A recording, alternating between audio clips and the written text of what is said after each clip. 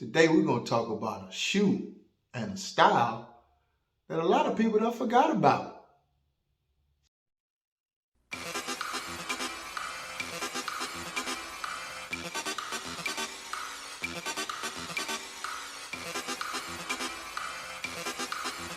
Super Set King, aka Mr. Get Your Tank Top Ready. Come to you fine people something a little bit different. I was inspired to talk about this. I told you guys I was going to start talking more about different shoes and history of shoes, from my experience I had growing up.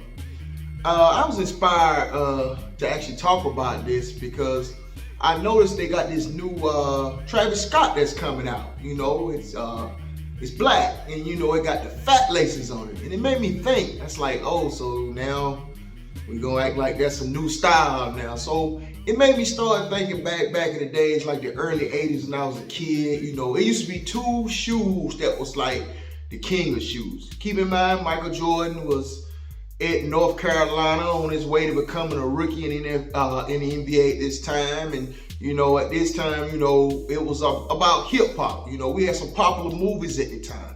We had Beach Street, we had Crush Groove, we had Breaking. And being a kid during that time, you saw two titans as far as shoes. You saw Adidas and you saw Puma. Now, people all the time talk about Adidas and how Run DMC, rightfully so, how they put Adidas on the map, how people was rocking the shell to Adidas. But people seem to forget about during that time period, we also had another very, very popular shoe. It was the Puma Suede. Now, this particular shoe was a very popular shoe. Now, I'm from down south. We did wear Adidas. Some people were wearing Adidas, with no shoestrings.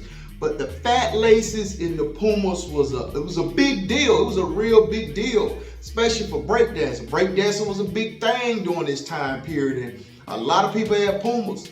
And Pumas was like the shoe to have, and not just have the Pumas, but to have the Pumas with the fat laces. Just like that Travis Scott, has that black and white. Back then, you would have all different colors with your actual fat laces. Like how this is a red and white shoe, your fat laces will be red with like white mixed in it. And then sometimes you have like a black pair of Pumas and they have the black and the red mixed. And it was just, these was the stylish shoes to have during that time. And I'm gonna tell you guys how I was actually introduced to Pumas in the early 80s. I said earlier, we were introduced to a lot of these shoes, from movies. Like I said earlier, you had your Beach Street, you had your Breaking, you had Crush Groove. But it was a particular group during this time period. Y'all gotta keep in mind now, I was probably under 10 years old at this point. It's probably around about maybe 8 or 9. And it was a group that was very popular called the Fat Boys. And that actually was my introduction to the Puma Suede. Like, these guys wore fat laces in all their shoes. I mean, fat laces was a very, very popular style during that time period. And I really enjoyed that time period. I still remember back in the days, you guys have Chuck E. Cheese now, but it used to be Showbiz Pizza. When they had the black and white checkerboarded floor, and they would let us break dance. We had break dance, and with like break offs and all that used to be going on. People used to actually, back in the days, they would do break dancing also in the malls on Saturdays. And a lot of people had on, those Pumas, these Pumas with the fat laces. Because y'all gotta keep in mind, you can't be doing no break dancing Adidas with no shoestrings. So, a lot of people were really wearing the Pumas. They were wearing the Puma suits. That's another thing that was real big back then. You always wore those Puma suits. And you had the matching suit that'll match actually the shoes. That was a really, really big deal. And getting back to the group I was talking about, the Fat Boys was probably at that time the most commercial group out. They had a movie at the time. They had Disorderly, I think came a little later.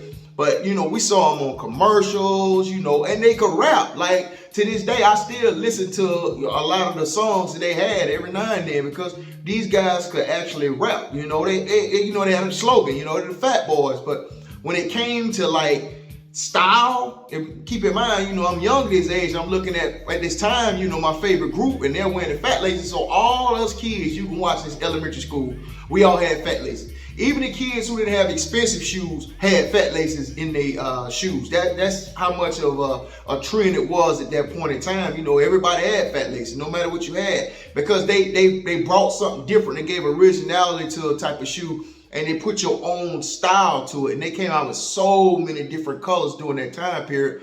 And it's funny, I don't hear people really talk about it, much as people used to talk about. I hear people talk about Adidas, but nobody really talk about that Puma suede and the impact it had on the hip hop community. But I do notice that it's coming back. Like I say, I saw it on that Travis Scott one. I say, oh, okay, so it's coming back. I want people to keep in mind you can do so much with the Puma suedes. I know, they had Clyde Frazier. He has his that was out during the original time in the 70s. But when these came out, like, this is just a regular pair of shoestrings here. But you would take a shoe like this, and dominant color will be this navy color blue on this suede. And, you would wear a sweatsuit with it. It was another style during that time period that went with basically all your Puma suits and your all your nylon suits back in the days was people would wear like the Kangos and the Daniel Boone hats with it. It was different. It was just a fun time back then. It was like a battle. People weren't fighting. You would be breaking and dancing off with each other. I remember several times being a kid having that cardboard box out there and doing breaking against other people in the neighborhood.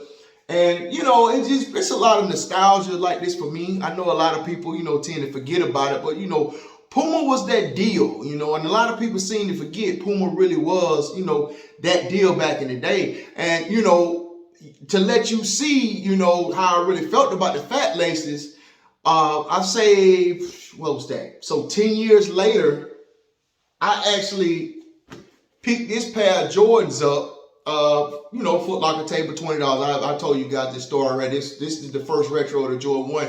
And the first thing I did was stuck the fat laces in them, when I got them, because, that was a period, and I really remember that I was fond of being a kid, putting the fat laces, to put your own style and originality on type of shoes. And I think a lot of us right now, we starting to lose that, because back then it was like, what kind of twist can you do that'd be a lot different from everybody else? Keep in mind, I know things have changed now. People were not able to afford felines and feline suits back in the days.